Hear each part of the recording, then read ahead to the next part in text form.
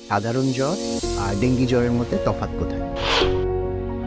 Second হচ্ছে যে dengue জ্বরের মধ্যে 3 থেকে 4 দিনের মধ্যে আপনার শরীরে র্যাশ বেরোবে। ডেঙ্গু দুভাবে প্রাণঘাতী হতে পারে।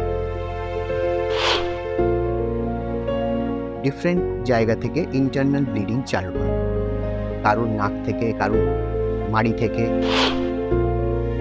এত ভাইরাল জ্বর কেন হচ্ছে? যার একবার হচ্ছে তার 2-3 মাসের মধ্যে আবার হচ্ছে। নমস্কার, আমি ডক্টর অভিষেক মুখার্জি। আমি অ্যাসোসিয়েটেড আছি as a general physician Gauridevi hospital medical research institute আর গৌরীদেবী মেডিকেল কলেজের সাথে। আজকে আমরা ডিসকাস করব কিছু সিম্পল কোয়েশ্চেন্স, কিন্তু খুব ইম্পর্ট্যান্ট কোয়েশ্চেন্স, যেগুলো আপনাদের মাথায় সবসময় ঘোরে।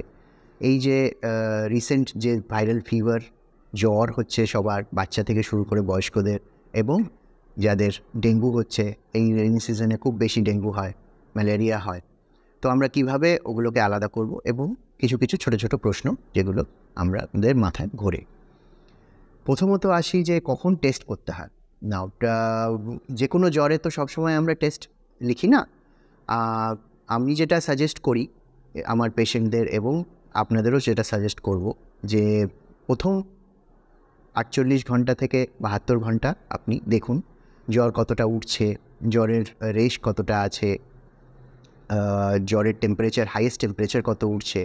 3 দিন অবধি ওয়েট করা যায়। 3 দিনের পর থেকে আপনার যদি জ্বর কন্টিনিউ করে, তাহলে নিশ্চয়ই একজন হেলথ প্রফেশনাল বা ডক্টরকে আপনি পরামর্শ নিন এবং টেস্টের জন্যে এগিয়ে যান। 3 দিনের বেশি জ্বর কিন্তু ভালো নয়। হ্যাঁ, যে কোনো ভাইরাল ফিভার 10 থেকে 12 দিন অবধি জ্বর আসতে পারে, সেটা ঠিকই, কিন্তু 3 দিনের ওপর জ্বর আজকালকার দিনে আমরা সবসময় বলি টেস্ট করিয়ে নিতে। যদি 2-1 দিনের মধ্যে জ্বর কমে যায়, হ্যাঁ, তারপরে টেস্ট না করালেও চলবে। হ্যাঁ, যদি আবার জ্বর ঘুরে আসে, তখন নিশ্চয়ই আবার টেস্ট করানো উচিত। দ্বিতীয় প্রশ্ন যেটা আজকে আমরা ডিসকাস করব, সেটা হচ্ছে সাধারণ জ্বর আর ডেঙ্গি জ্বরের মধ্যে তফাৎ কোথায়? দুটোরই জ্বর, সর্দি কাশি, নিশ্চয়ই মাথা ব্যথা, গা হাত পা ব্যথা, দুটোতেই হয়, কিন্তু আমরা দুটোর মধ্যে তফাৎ করব কী করে? তফাৎ করতে গেলে প্রথমত আমাদের যে থার্মোমিটারে যদি টেম্পারেচার 102 থেকে 3-এর মধ্যে থাকে, বেশিরভাগ সময় ওটা ভাইরাল জ্বর হয়। কিন্তু যদি 103-এর ওপর 104, 105 উঠছে, তো ডেঙ্গু হওয়ার সম্ভাবনা বেশি। এটা প্রথম ডিফারেন্স। সেকেন্ড হচ্ছে যে ডেঙ্গু জ্বরের মধ্যে 3 থেকে 4 দিনের মধ্যে আপনার শরীরে র্যাশ বেরোবে, অনেকটা সেই লাল রঙের সারা গায়ে ছড়িয়ে যাওয়ার মতন র্যাশ, যেটা হাত দিলে সেই জায়গাটা সাদা হয়ে যাবে, আবার কিছুক্ষণ পর সেই র্যাশটা ফিরে আসবে। এটা কিন্তু ডেঙ্গুর ক্লাসিক্যাল র্যাশ, এবং এটা নর্মাল ভাইরাল ফিভারে দেখা যায় না। 3 নম্বর হচ্ছে যদি গা হাত পা ব্যথা নর্মাল জ্বরের থেকে বেশি ডেঙ্গু জ্বরে অনেক বেশি হয়। গা হাত পা ব্যথা এতই বেশি হয় যেটাকে আমরা ব্রেক বোন ফিভার বলি, মানে শরীরে হাড় ভেঙে গেলে যেভাবে ব্যথা হওয়ার কথা, সেই রকম ব্যথা বা সেই সিভিয়ারিটিতে ব্যথা ডেঙ্গু জ্বরে হয়, গা হাত পা ব্যথা। এছাড়া আরও অনেক সিমটমস আছে, কিন্তু একজন সাধারণ মানুষের জন্য এই 3টে পয়েন্ট যদি সে দেখতে পায়, তাহলে যেন ইমিডিয়েট টেস্ট করেন। পরের যে কোয়েশ্চেন আপনাদের মাথায় বা প্রশ্ন আপনাদের মাথায় সারাক্ষণ ঘোরে, সেটা হচ্ছে ডেঙ্গু কখন প্রাণঘাতী? এই জিনিসটা আমাদের হসপিটালে বা আমাদের ক্লিনিকে যে পেশেন্টরা আসে, তাদের দেখে ইউজুয়ালি বোঝা যায় না যদি না টেস্ট করা হয়। ডেঙ্গু দুভাবে প্রাণঘাতী হতে পারে। প্রথম যেটাতে ডেঙ্গুতে কিছুদিন যাওয়ার পর যদি প্রপার ট্রিটমেন্ট না হয়, তাহলে অনেক সময় পেশেন্টের ডিহাইড্রেশন হয়। ডিহাইড্রেশন হওয়ার জন্যে তার ব্লাড প্রেশার ফল করে, প্লেটলেট কমে যায়। এতে আপনার শরীরে শক বলে একটা জিনিস তৈরি হয়। শক মানে হচ্ছে শরীরের লো ব্লাড প্রেশারের জন্যে সব অর্গান কাজ করতে আস্তে আস্তে বন্ধ করে দেয়। লো ব্লাড প্রেশার হলে কিছু কিছু মানে বেশিরভাগ অর্গানই রক্ত পায় না, কেননা হার্ট তাদের রক্ত পৌঁছাতে পারে না। সেই জন্যে একটা একটা করে অর্গান ফেল হতে পারে। এটাকে ডেঙ্গু শক সিনড্রোম বলে। দ্বিতীয়ভাবে ডেঙ্গু মারাত্মক হতে পারে, সেটা হচ্ছে যদি প্লেটলেট এতটাই ফল করে যায় যে তার জন্যে ডিফারেন্ট জায়গা থেকে ইন্টারনাল ব্লিডিং চালু হয়।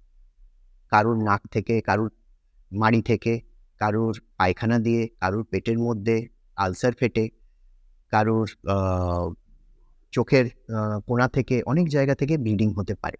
কেননা প্লেটলেট কমে গেলে শরীরে যে রক্ত জমাট হওয়ার ক্ষমতা অনেকটাই কমে যায়, তাই ব্লিডিং হওয়ার চান্সটা বেড়ে যায়। যদি ব্রেনে বা এমন কোনো জায়গায় এমন ম্যাসিভ ব্লিডিং হয়, তাহলে পেশেন্টের প্রাণ যেতে পারে। এটাকে ডেঙ্গু হেমোরেজিক সিমটম বা হেমোরেজিক ফিভার বলে। এই দুইভাবে ডেঙ্গু মারাত্মক হতে পারে। আর শেষ প্রশ্নে আসছি, খুব কমন, এত ভাইরাল জ্বর কেন হচ্ছে? যার একবার হচ্ছে তার 2-3 মাসের মধ্যে আবার হচ্ছে। সে বর্ষাকাল হোক, শীতকাল হোক, গ্রীষ্মকাল হোক, কিছুই সে মানছে না।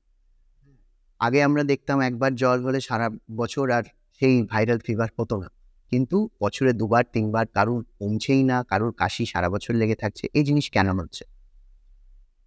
বিভিন্ন জায়গায় রিসার্চ এবং বিভিন্ন জায়গায় অনেক পড়াশোনার পর এটা জানা গেছে যে এই যে ইনফ্লুয়েঞ্জা টাইপ এ ভাইরাস, যেটা সব জায়গায় আমাদের ভাইরাল জ্বরেতে লাগে, এ খুব তাড়াতাড়ি মিউটেট করতে পারে।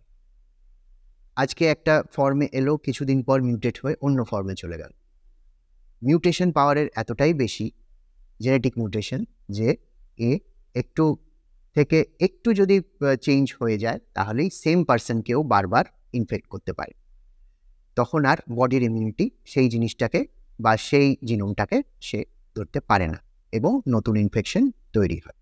এছাড়া আমাদের চেঞ্জিং টেম্পারেচার, গ্লোবাল ওয়ার্মিং আছে, বৃষ্টির জল জমা, তারপরে প্রপার স্যানিটেশন, এগুলো তো আছেই।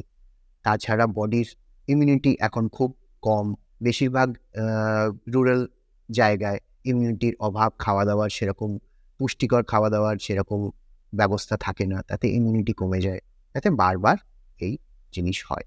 এর সাথে পলিউশন আছে, ডাস্ট পার্টিকেলস আছে, একটা পেশেন্ট থেকে আরেকটা পেশেন্ট ট্রান্সফার, হাঁচি কাশি মানে ড্রপলেট ইনফেকশন যাকে বলে, সেইভাবে ছড়ানোর ব্যাপার আছে।